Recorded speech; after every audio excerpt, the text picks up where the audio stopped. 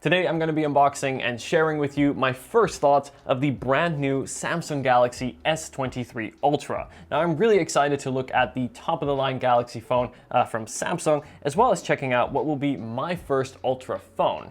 Now the Samsung Galaxy S23 Ultra may look similar to the previous S22 Ultra, however this year promises to deliver upgrades in the performance, battery life, as well as the cameras. I don't know about you, but these are three essential pillars of any smartphone. But before we can put that to the test, let's unbox. But before we go ahead and get started with the unboxing, I am doing a giveaway on this brand new iPhone 14 Pro.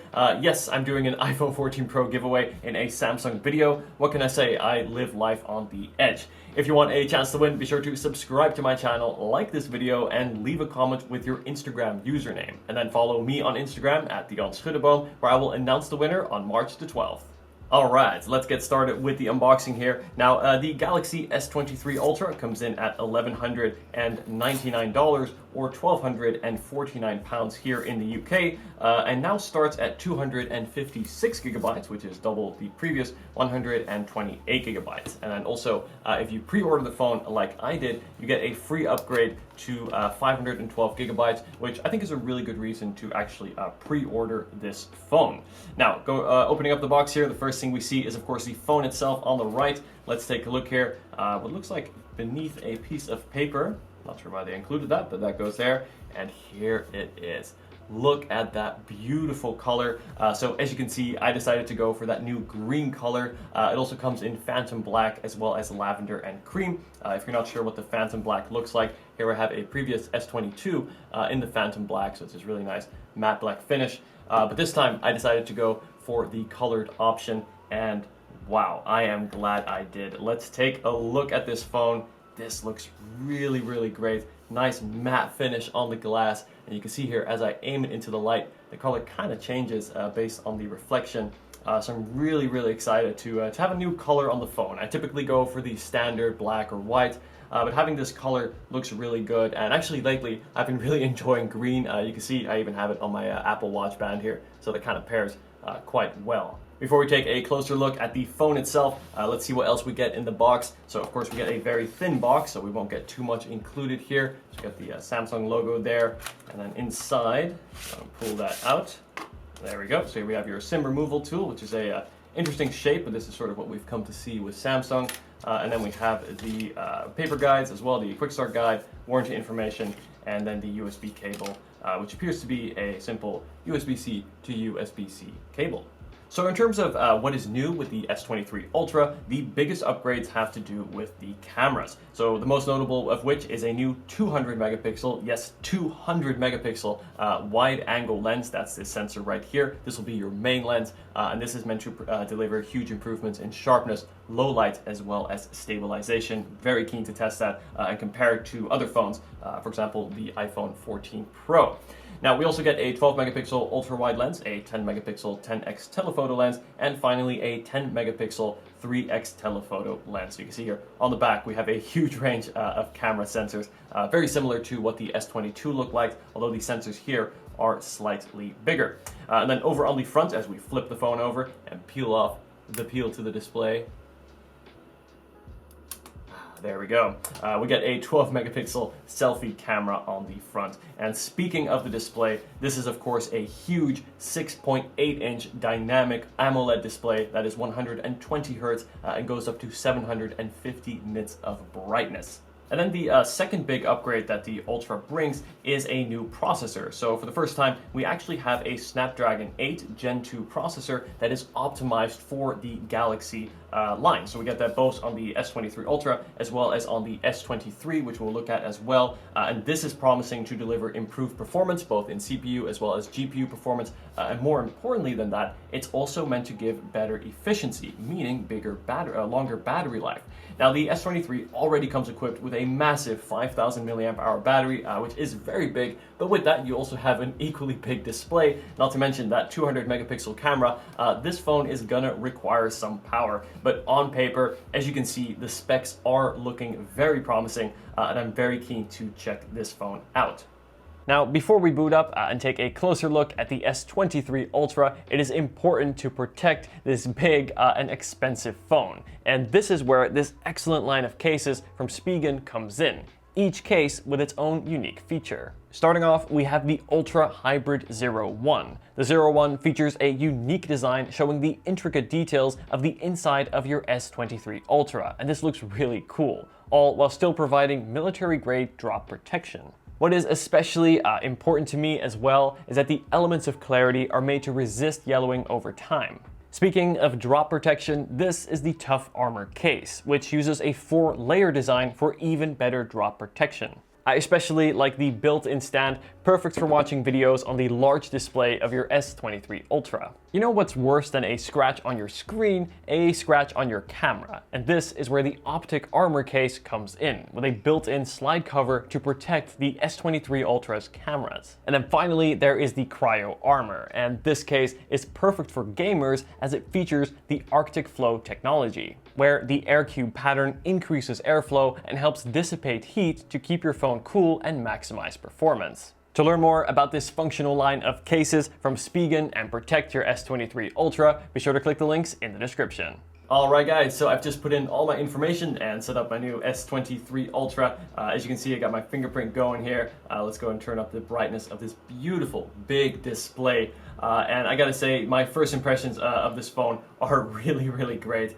Really enjoying it so far. The build quality is absolutely stellar. I would say it is easily on par with the iPhone 14 Pro Max. I think what Samsung have done here is just really incredible. And to be fair, it should be for the high asking price.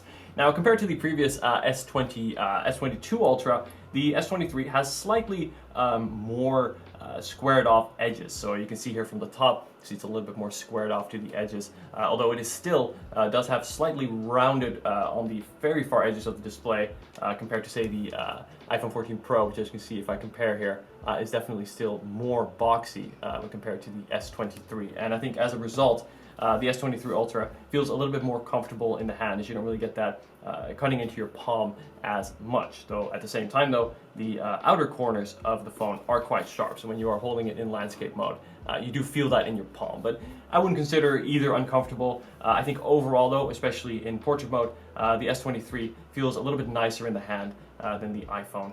And I think that's a really great touch. Now, you do get a slightly curved display still on the Ultra. Now, this is something that some people like, some people don't like. I think it does visually look really nice, and it's nice to side swipe from. I think ultimately I do prefer a more flat display, as it does lead to less image warping, as well as sort of strange coloring effects that can happen on the side. So the S23 Ultra's display is more flat. You do get still a little bit of curve. If I bring it up close here, you can see there's a little bit of curve. Overall, it is still relatively flat. This, I think, is the way to go. And then in terms of the waterproof and dustproof, this is rated for IP68, meaning it is comfortable out in the rain. You don't have to worry about using your phone. I still wouldn't advise going swimming with it, or any phone for that matter, but if it ever does drop in the pool, you should be okay. Now, under the screen, we also get the same ultrasonic under-screen fingerprint sensor. I think Samsung does this better than any other manufacturer, and I think if you are using a Samsung phone, this is also the overall best way to unlock your phone. I find it to be more safe, more reliable than the facial recognition, and generally it just works so incredibly fast.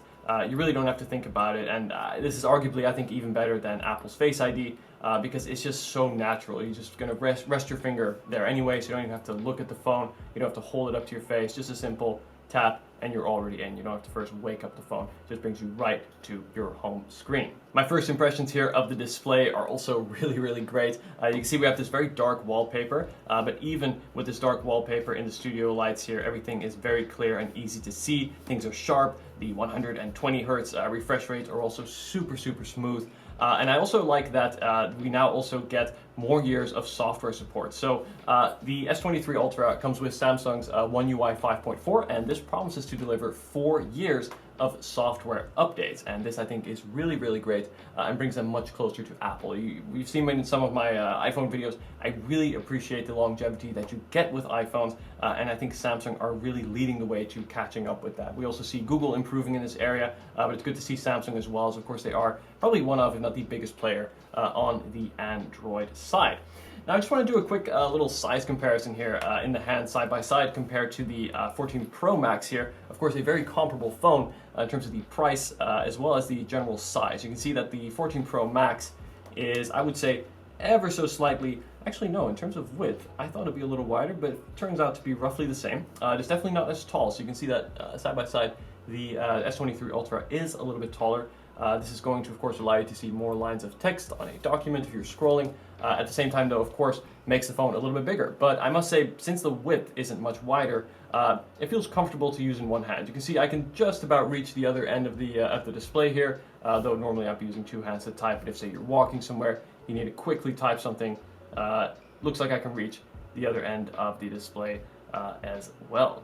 One thing I am really looking forward to testing over the next weeks and months even is the performance. As for the first time, the S23 Ultra, as mentioned before, does have that Snapdragon 8 Gen 1 chip, which is optimized especially for the S23 line. And this is meant to give performance improvements and, more importantly, efficiency improvements. So the 5,000 milliamp hour battery, I think, will go a long way on this phone. But again, you do have that really large display, so you're going to be needing to pack a pretty big battery to make this thing last over a day. Although so far, I have heard really great things about the battery life on the S23 Ultra, and I'm curious to see how that compares, particularly to the 14 Pro Max, a phone that I've been using every day and, well, haven't been able to kill in one day unless I try really, really hard. Now, one thing that we haven't looked at yet is the S Pen, which I think is one of the coolest features, actually, of the Ultra. So let's go ahead and take that out here. It's right here in the bottom left of the phone. I'm gonna go and click it, and then it kind of pops up here. And then with my nails, I can just sort of grab it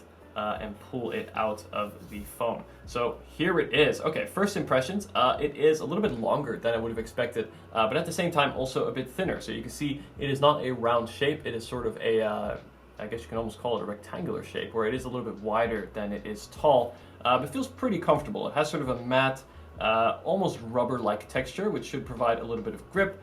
We get this little button here on the top, and then also a, yep, there it is, we got a little side button, which I'm sure will be for certain shortcuts. But as you can see here, this then allows me to quickly scribble on the screen here, and you get this little sound effect. I'm sure I'll be able to turn that off. But one thing I immediately noticed is we do get this hover feature. So if I hold it close to the display, you do get this little dot underneath. Like I said, shows you where exactly you're going to touch if you want to make some really precise annotations that may be useful. Of course, we have different tools there. We have your eraser. I'm sure I can also switch between the tools. I'm not sure. This is something that I'm going to have to figure out and thoroughly test before I give you my full thoughts in my review. Again, these are just my first impressions as a first-time Galaxy Ultra user. Personally, I'm not someone to really handwrite much. A lot of the time, I prefer to type. But I think for annotating notification or screenshots, this could actually be useful to have. And I especially like that the stylus just slips away into the phone as if it was never there. So this means you're not going to lose it, and it's also not intrusive in any way. As if it were to sort of snap to the side of the phone, I wouldn't be able to use that, for example. I think on an iPad or something that's different, but on a phone that's in your pocket every day, it has to be minimalistic, and it has to really fade away when it is not needed. And I think that's something that the Ultra and the previous Galaxy Note series achieves like no other. So I can't wait to start using and testing the new S23 Ultra. You can tell I really love this green color. I think it pairs perfectly with my watch band, but also it looks really nice, kind of a subtle green. And already you can tell I'm falling in love with this phone. I'm really keen to test this on its own, of course, for my individual review, testing the performance, the newer cameras, as well as seeing how it compares to the iPhone 14 Pro Max, of course, a phone that is similarly priced and is actually a phone that I've been using as my main phone. So very curious to see how these two high-end flagships compare. Let me know if you have any questions at all about the S23 Ultra or any questions about the new S23 lineup, or have any reviews or suggestions for me to cover in my upcoming review or comparison videos. Thank you so much for watching, guys. I hope you enjoyed this video, and I'll see you in the next video. Take care.